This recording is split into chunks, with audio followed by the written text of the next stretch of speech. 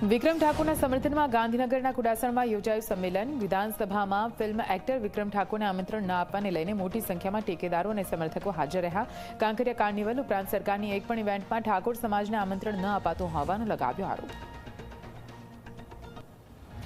પૂર્વ ધારાસભ્ય ભરતજી ઠાકોર સહિત ઠાકોર સમાજના આગેવાનો અને કલાકારો સંમેલનમાં ઉપસ્થિત રહ્યા। ગાયક કલાકાર તેજલ ઠાકોરે બોલિવૂડ કલાકારો વિક્રમ ઠાકોરની નોંધ લેતા હોય તો વિધાનસભામાં બેઠેલા લોકો કેમ નોંધ નથી લેતા? વારંવાર થતા અપમાન સહન નહીં કરી શકાય તેવું તેમણે કહ્યું।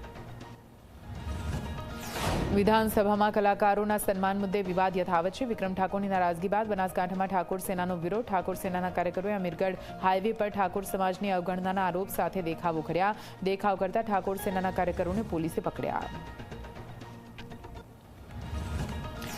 બનાસકાંઠા જિલ્લામાં મહિલા આઈપીએસને મૂકવા ઉઠી માંગ। સાંસદ જ્ઞાનીબેન અને એમએલએ જિગ્નેશ મેવાણીએ સીએમને પત્ર લખી જ માંગ કરી। રાજસ્થાનથી બનાસકાંઠા જિલ્લામાં મોટા પ્રમાણમાં દારૂની ઘૂસણખોરી થાય છે।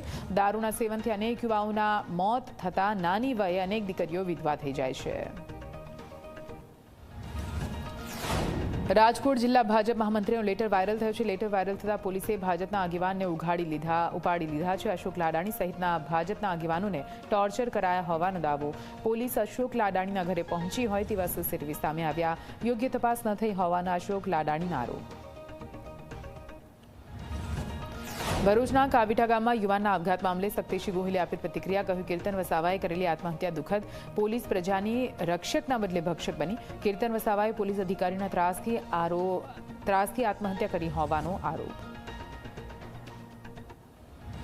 જીએચસીએલ સામે હવે કચ્છના લોકો આકરા પાણીએ છે। જીએચસીએલ સામે ડિજિટલ સહી ઝુંબેશ અભિયાન હાથ ધરવામાં આવ્યું। 20,000થી વધારે લોકો નોંધાવશે વિરોધ।